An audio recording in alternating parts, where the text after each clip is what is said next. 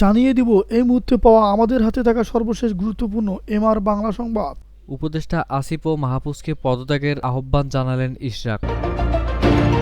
জরুরি সংবাদ সম্মেলন ডেকেছে এনসিপি। পরিকল্পিতভাবে নির্বাচন পেছানোর পায়তারা শুরু হয়েছে বললেন মির্জা ফখরুল। দুপুরে যৌথ সভা ডেকেছে বিএনপি। প্রথমে স্থায়ী সরকার নির্বাচন ও কমিশন পুনর্গঠন করতে হবে বললেন নাহিদ। দুদুর বক্তব্যের প্রতিক্রিয়ায় যা বললেন সার্জিস আলম। শুনছিলেন সংবাদ শিরোনাম, এখন বিস্তারিত। তবে তার আগে অনুরোধ থাকবে ভিডিওটিতে একটি লাইক এবং কমেন্টস করে জানিয়ে দিন আজকের এই ভিডিও সম্পর্কে আপনার মূল্যবান মতামত। আর অবশ্যই এই ভিডিওটি আপনার ফেসবুক সোশ্যাল মিডিয়ায় শেয়ার দিয়ে ছড়িয়ে দিন আর জানিয়ে দিন আপনি কোথা থেকে বা কোন জেলা থেকে দেখছেন বা শুনছেন। অনুরোধ থাকবে আপনি যদি আমাদের এই চ্যানেলটিতে নতুন হয়ে থাকেন তাহলে অবশ্যই চ্যানেলটিতে সাবস্ক্রাইব করে পরবর্তী আপডেট সংবাদ পেতে চোখ রাখুন আজকের এমআর বাংলা খবরে। বিএনপি নেতা ইশরাককে মেয়র পদে বসানোর দাবিতে টানা ৬ষ্ঠ দিনের মতো নগর ভবন অবরোধ করে আন্দোলন চলছে। বন্ধ রয়েছে নগর ভবনের সব ধরনের কার্যক্রম ও সেবা। এ সময় আন্দোলনকারীরা ইশরাক হোসেনকে দ্রুত মেয়র হিসেবে শপথ পড়ানোর জন্য এবং স্থায়ী সরকার উপদেষ্টা আসিফ মাহমুদ সজীব ভুঁইয়ার পদত্যাগ চেয়ে স্লোগান দিতে থাকেন। এ সময় আসিফের চামড়া তুলে নেব আমরা, আসিফের দুই গেলে জুতা মারো তালে তালে, এক দফা এক দাবি, আসিফের পদত্যাগ সহ বিভিন্ন স্লোগান দেন। এ প্রসঙ্গে ইশরাক একটি ফেসবুক পোস্টে তার সমর্থকদের উদ্দেশ্য লিখলেন, ফ্যাসিস্টদের বাদে অন্যদের অসম্মান করা থেকে বিরত থাকেন। ইশরাক লেখেন, আমি আন্দোলনরত ঢাকা দক্ষিণ সিটির জনগণ ও ভোটারদের বিনীতভাবে অনুরোধ জানাচ্ছি, ফ্যাসিস্ট হাসিনা ও তার দোসরদের বাদে অন্য কোনো রাজনৈতিক দলের নেতার বিরুদ্ধে যত ক্ষোভ থাকুক না কেন, আমরা তাদের অসম্মান হয় এরকম কিছু করা থেকে শতভাগ বিরত থাকি। আমরা সমালোচনা করি, রাজনৈতিক বক্তব্যের মধ্য দিয়ে তাদের সতর্ক করি, তাদের ভুল ধরিয়ে দেই, কিন্তু অবশ্যই ভাষাগত শিষ্টাচার মেনে। এই বিএনপি নেতা আরও বলেন, অনেক তো দেখে আসছি, আর পিছনের দিকে দেশটাকে নিয়ে যেতে চাই না। অবশ্যই আমরা রাজনৈতিক প্রতিপক্ষকে মোকাবেলা করব, দেশের বিরুদ্ধে সকল ষড়যন্ত্র রুখে দেব। নির্বাচনী স্পষ্ট রোডম্যাপ আদায়ের মাধ্যমে আমাদের ভোটের অধিকার ফিরিয়ে আনার জন্য পদক্ষেপ নেব।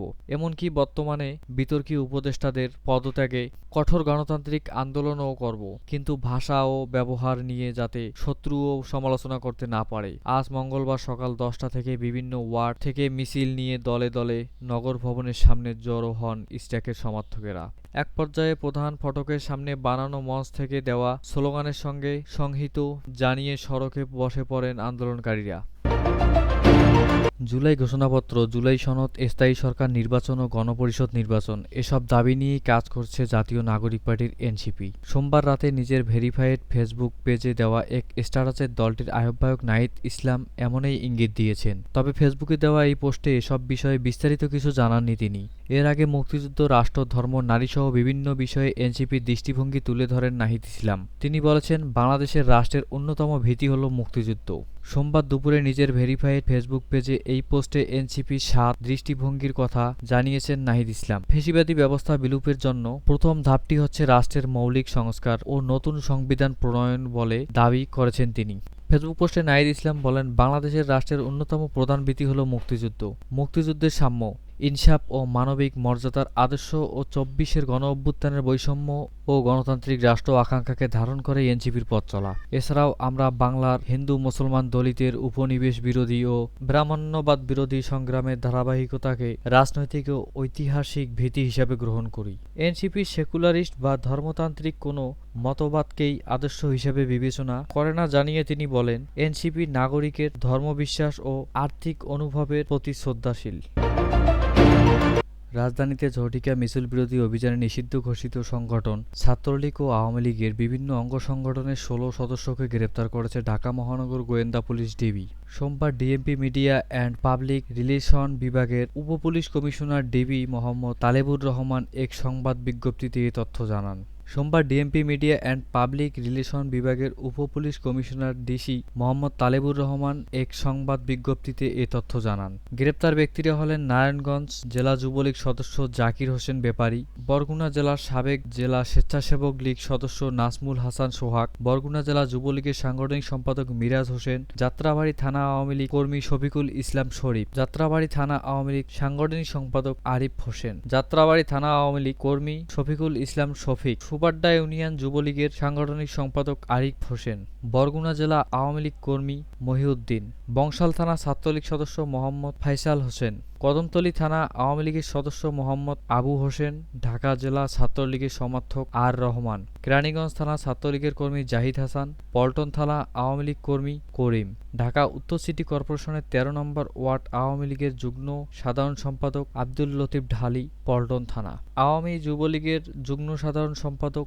সুব্রত পাল, সবুজবাগ ছাত্রলীগের যুগ্ম সাধারণ সম্পাদক মোহাম্মদ মেহেদী হাসান, ৬২ নম্বর ওয়ার্ড যুবলীগের সহকারী সেক্রেটারি রাসেল ওরফে পাঙ্কু রাসেল ও আওয়ামী লীগের ঝটিকা মিছিলের সংগঠক ধানমন্ডি ৩২ হোয়াটসঅ্যাপ গ্রুপের অ্যাডমিন গোপালগঞ্জ জেলার কোটালীপাড়া উপজেলা যুবলীগ নেতা পিন্টু মিত্র। ডিসি তালেবুর রহমান জানান, রোববার বিকেলে গুলিস্তান থেকে ১/১১ নম্বর আসামিকে গ্রেপ্তার করা হয়। একই দিন মিরপুর থেকে আব্দুল লতিফ ঢালিকে গ্রেপ্তার করা হয়। রোববার সন্ধ্যায় মতিঝিল থেকে সুব্রত পাল, রাতে মিরপুর থেকে মেহেদী হাসান ও যাত্রাবাড়ি থেকে রাসেল ওরফে পাঙ্কু রাসেলকে গ্রেপ্তার করা হয়। এছাড়াও রোববার রাতে মুগদা থেকে পিন্টু মিত্রকে গ্রেপ্তার করা হয়। তাদের বিরুদ্ধে আইনানুগ ব্যবস্থা প্রক্রিয়াধীন। সংরক্ষিত নারী আসনের সাবেক সংসদ সদস্য এমপি লায়লা পারভিন সেজুতিকে গ্রেপ্তার করেছে পুলিশ। সোমবার রাত ২:৩০টার দিকে সাতক্ষীরা শহরে নিজ বাড়ি থেকে তাকে গ্রেপ্তার করা হয়। সাতক্ষীরা সদর থানা ওসি শামিনুল হক বলেন, ১৯৭৪ সালে বিশেষ ক্ষমতা আইনের মামলায় সাবেক এমপি সেজুতিকে গ্রেপ্তার করা হয়েছে। তাকে আদালতে পাঠানোর প্রস্তুতি চলছে। রাজধানীর ঢাকায় বিভিন্ন এলাকায় হঠাৎ ঝটিকা মিছিল করে নিষিদ্ধ আওয়ামী লীগ ও এর বিভিন্ন অঙ্গ সংগঠনের নেতাকর্মী। সামাজিক যোগাযোগ মাধ্যমে ফেসবুকে ছড়িয়ে পড়া মিছিলে দেখা যায় নেতাকর্মীরা দলের কেন্দ্রীয় কার্যালয়ে অবস্থান নিয়েছেন। মিছিলে অংশ নেওয়া অধিকাংশের মুখে মাস্ক ছিল। ওই মিছিল থেকে ১১ জনকে আটক করা হয়। রোববার রাত ১০টায় প্রতিবেদন লেখার সময় পর্যন্ত তাদের নাম, ঠিকানা বা তাদের সম্পর্কে বিস্তারিত জানা যায়নি। বাংলাদেশ আওয়ামী লীগ এবং এর সব অঙ্গ সংগঠন, সহযোগী সংগঠন ও ভ্রাতৃপ্রতিম সংগঠনের নেতাকর্মীদের আন্তর্জাতিক অপরাধ ট্রাইব্যুনালে বিচার কার্য সম্পূর্ণ না হওয়া পর্যন্ত যাবতীয় কার্যক্রম নিষিদ্ধ করে ১২ মে প্রজ্ঞাপন জারি করেছে অন্তর্বর্তী সরকার।